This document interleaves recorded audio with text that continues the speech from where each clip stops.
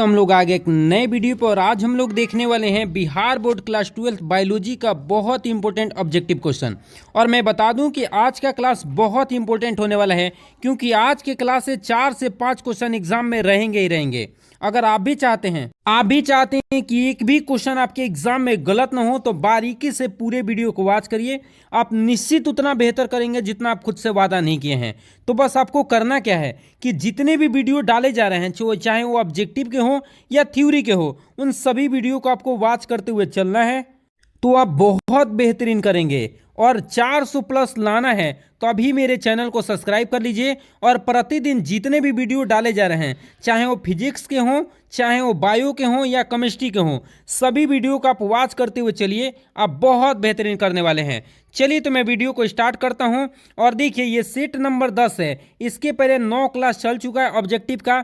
आप नहीं देखें तो सबसे पहले उस वीडियो को देख के आइए, फिर इस वीडियो को देखिए, आप बहुत बेहतरीन करने वाले हैं। चलिए तो वीडियो को स्टार्ट करते हैं। तो देखिए पहला क्वेश्चन क्या दे रखा है कि प्रतिबंधन एंजाइम की खोज कब हुआ। तो मैं बता दूं ऑप्शन क्या दे रखा है 1963, 1962, 1952। तो मैं बता दूं कि प्रतिबंधन एंजाइम की खोज जो हुआ वो 1963 ईस्वी में हुआ था। कब हुआ था? 1963 ईस्वी में प्रतिबंधन एंजाइम की क्या किया गया था? खोज किया गया था। अब आ जाते हैं प्रतिबंधन एंजाइम क्या होता है। देखिए तो ये क्या करता है कि डीएनए को विशिष्ट स्थानों पे काटने में मदद करता है। तो आपको याद रखना है कि डीएनए को विशिष्ट स्थान पे अगर हमें काटना है, किस स्थान पे?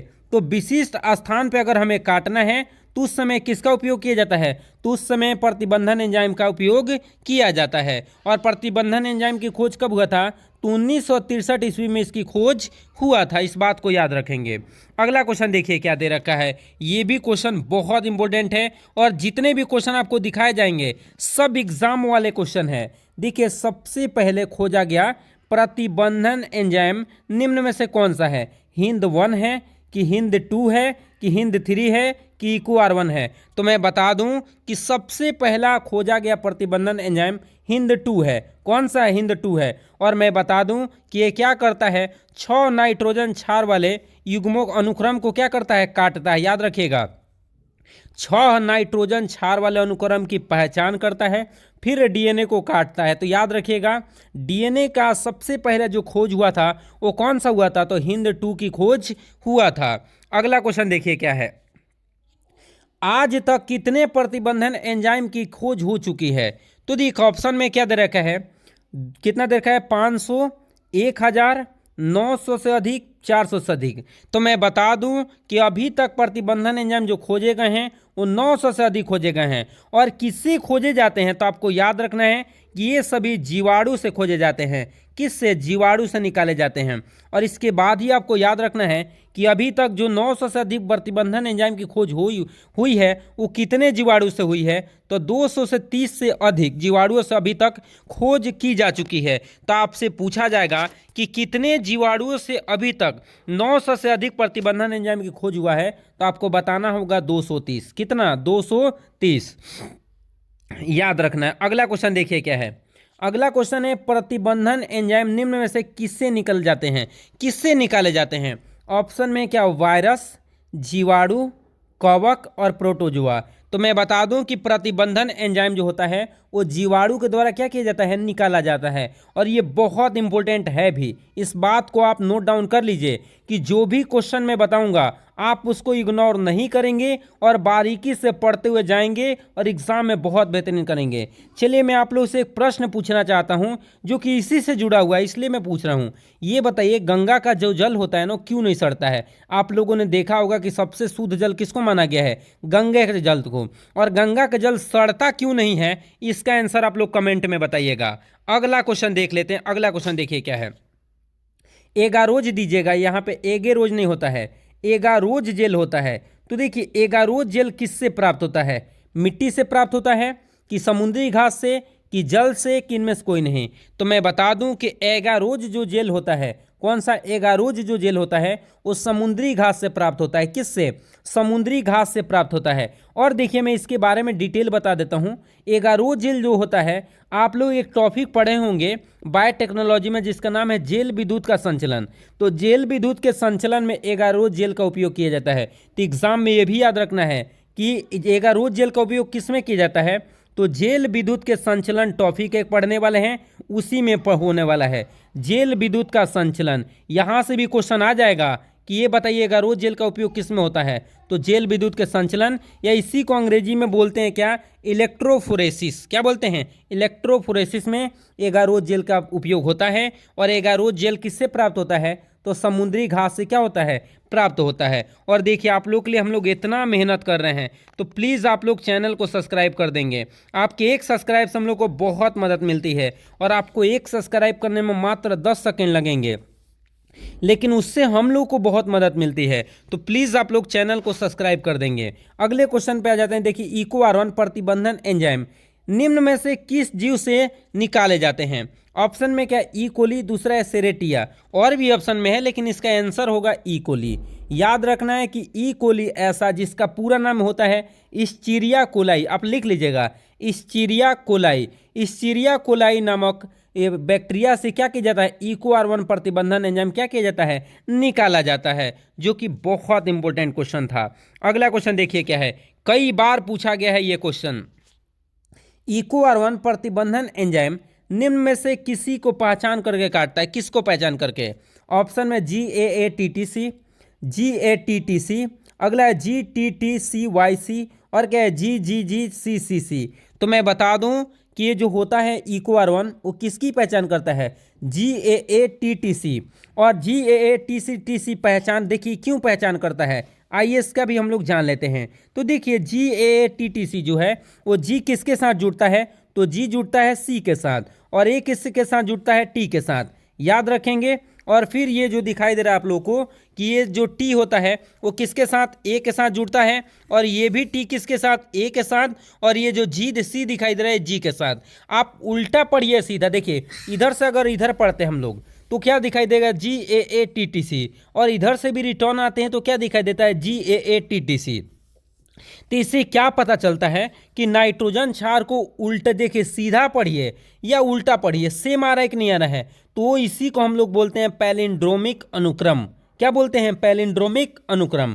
याद रख लीजिएगा कि देखिए इधर से जा रहे हैं, सीधा जाए या उल्टा पढ़े, अगर एक समान दिखाई देगा तो उसको पैलिंड्रोमिक अनुक्रम कहते हैं। और EcoR1 पैलिंड्रोमिक अनुक्रम की पहचान करके ही काटता है, और उस पैलिंड्रोमिक अनुक्रम का नाम क्या है? GAATTC। ये बहुत इंपॉर्टेंट पॉइंट है। जितने भी मैं पॉइंट बताऊंगा एक भी फालतू का नहीं बताऊंगा, आप ध्यान से सुनेंगे तो बहुत बेहतरीन करेंगे। अगला है कि DNA पर, यहाँ पे पर लिख लीजिएगा, DNA पर कैसा आवेश होता है? ऋणात्मक, धनात्मक, ऋणात्मक, उदासीन, इनमें से कोई नहीं। तो मैं बता दूं कि DNA पर जो होता है वो ऋणात्मक आवेश होता है। कैसा आवेश? ऋणात्मक। और ये भी क्वेश्चन कई बार एग्जाम में पूछा गया है जिसका कोई हिसाब नहीं है, तो प्लीज़ आप लोग याद रखेंगे। आप लोग से एक प्रश्न पूछे, आप लोग बताएंगे।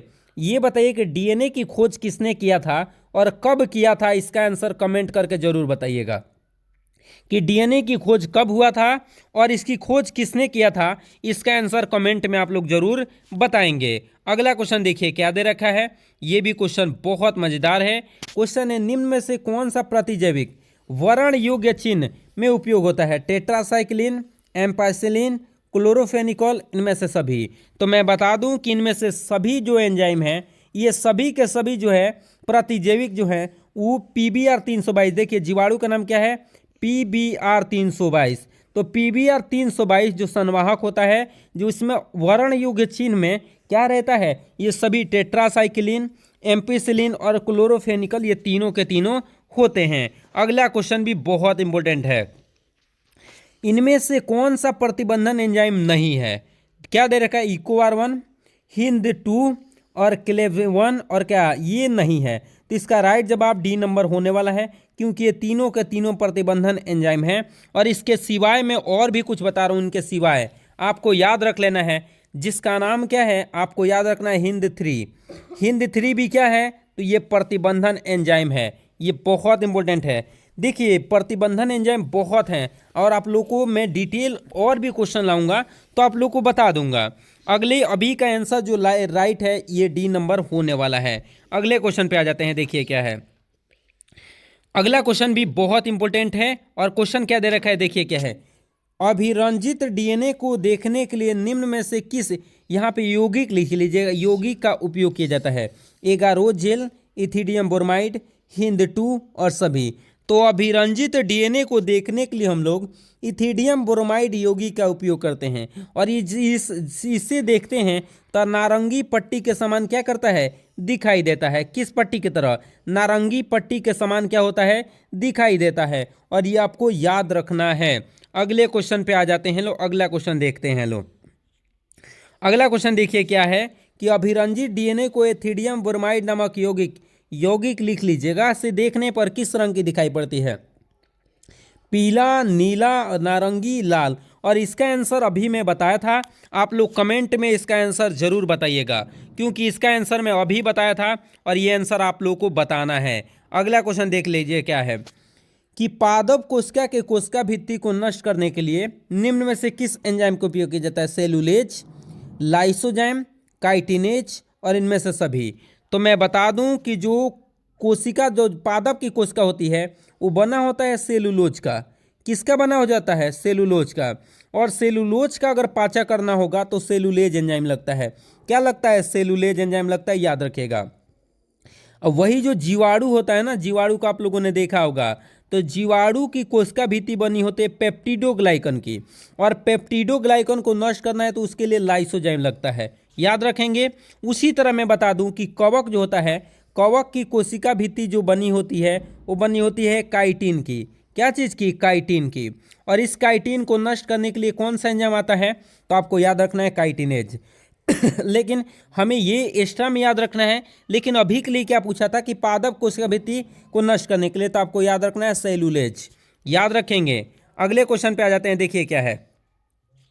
आणविक कैंची के नाम से निम्न में से किसे जाना जाता है। ऑप्शन क्या है, प्रतिबंधन एंडोन्यूक्लियज, एक्सोन्यूक्लियज, एंडोन्यूक्लियज, इनमें से सभी। तो मैं बता दूं कि आणविक कैंची के नाम से जिसे जानते हैं उसका नाम है प्रतिबंधन एंडोन्यूक्लियज। इसका राइट जवाब क्या होने वाला है, इसका राइट जवाब ए नंबर बिल्कुल सही होने वाला है। अगला क्वेश्चन देखिए क्या है। आणविक गंध के नाम से किसे जाना जाता है। गंध क्या करता है, तो जोड़ने का काम करता है। ऑप्शन है प्रतिबंधन एंडोन्यूक्लियज, एक्सोन्यूक्लियज, एंडोन्यूक्लियज, लाइगेज। तो मैं बता दूं कि लाइगेज एंजाइम जो होता है वो डीएनए के छोटे छोटे टुकड़ों को आपस में जोड़ने में मदद करता है, इसलिए इसको क्या बोला जाता है, आणविक गंध के नाम से हम लोग क्या करते हैं, जानते हैं। और जितने भी क्वेश्चन मैं बताया ये सभी के सभी क्वेश्चन बहुत इंपॉर्टेंट हैं और एग्जाम वाले क्वेश्चन हैं, क्योंकि ये एग्जाम में भर भर के आते हैं। इसलिए प्लीज़ आप लोगों को जितने भी क्वेश्चन बताया जा रहा है इसको आप रिवीजन करेंगे जितना, उतना ही आपके लिए बेहतर होगा और उतना ही बेहतर करेंगे एग्जाम में। चलिए मिलेंगे अगले वीडियो में। लेकिन हाँ, एक बात मैं कहना चाहूँगा, अगर मेरा वीडियो अच्छा लगता है तो प्लीज़ आप लोग चैनल को सब्सक्राइब करेंगे, वीडियो को शेयर करेंगे, वीडियो को लाइक करेंगे। चलिए तो मिलेंगे अगले वीडियो में। आप लोग पढ़ते रहिए। जय हिंद।